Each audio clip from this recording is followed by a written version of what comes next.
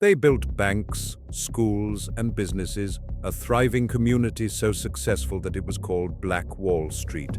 But in just one night, it was burned to the ground. Families who had tasted freedom and prosperity lost everything, not by accident, but by hate.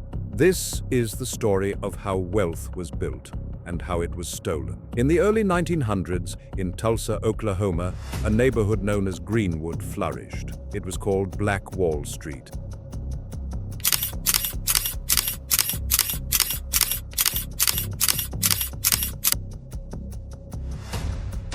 Here, African Americans owned thriving businesses, banks, hotels, and even their own hospital. There were newspapers that told their own stories, schools that educated their children, and theaters that showed the latest films. Dollars circulated within the community nearly a dozen times before leaving, creating wealth that was rare for Black Americans at the time.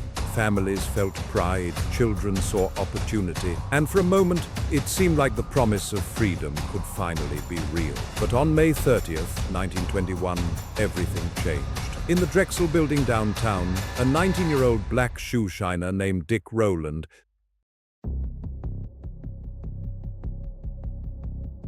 stepped into an elevator operated by a 17-year-old white girl, Sarah Page. Some accounts say he tripped and accidentally grabbed her arm. Others said she screamed. By the next day, the story had twisted into something far darker. Headlines claimed that Rowland had attacked a white woman. In an era when a whisper of such an accusation could mean a black man's death, fear and rage spread like wildfire. Crowds of white men gathered outside the courthouse where Rowland was being held, demanding his lynching. But the black community knew this pattern too well. They remembered countless cases where innocent men had been dragged out, murdered without trial, their stories erased. Determined not to let history repeat itself, dozens of armed black veterans of World War I marched to the courthouse. These were men who had risked their lives fighting for democracy in France, only to come home to segregation and hatred. That night, they stood firm to protect one of their own. The standoff grew tense. Words were exchanged, tempers rose. Then a shot rang out. No one knows who fired first. But in that instant, the fragile line between order and chaos shattered. For the next 24 hours, Greenwood became a war zone. White mobs, some deputized and armed by local authorities, flooded into the district. They torched homes, looted businesses, and dragged black residents into the streets. Eyewitnesses reported airplanes flying overhead, dropping incendiary devices and firing rifles into the crowd, making Tulsa one of the only American cities where its own citizens were bombed from the air. By dawn, smoke blanketed the sky.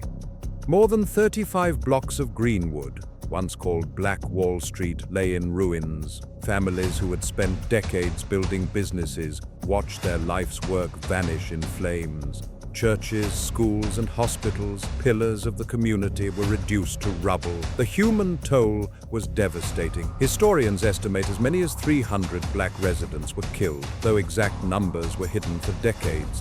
Thousands more were left homeless, herded into detention centers by the National Guard, forced to carry passes just to move about their own city. The very institutions that were supposed to protect them had failed or joined in the destruction. And then came the insult after the injury.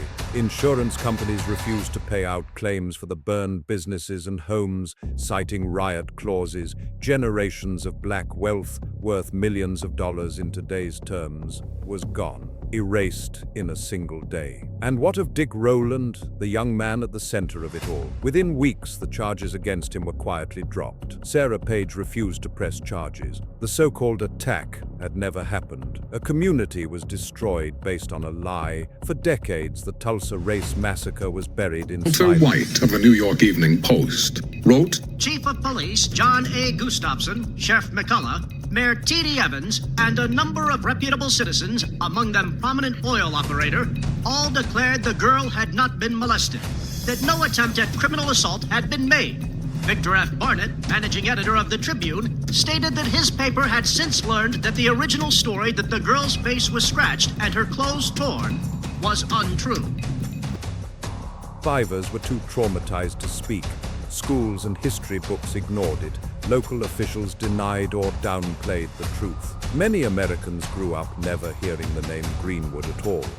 The silence was its own form of violence, erasing memory just as surely as fire had erased the streets. Yet Greenwood's story is not only about tragedy. Survivors rebuilt where they could. Businesses slowly reopened, though never on the same scale. Families held on to what little they had left. And today, descendants, historians, and activists fight to preserve this history. Memorials, museums, and oral histories ensure that Greenwood is remembered not just as a place of loss, but as a symbol of resilience. The story of Black Wall Street forces us to ask hard questions. What does it mean when prosperity itself is seen as a threat? How different might America look today if communities like Greenwood had been allowed to thrive? And how much of today's racial wealth gap can be traced back to moments like this, when success was violently stolen, generation after generation? Greenwood's ashes still speak. They remind us of the heights Black America once reached, the depths of hate it endured, and the unbroken will to rise again.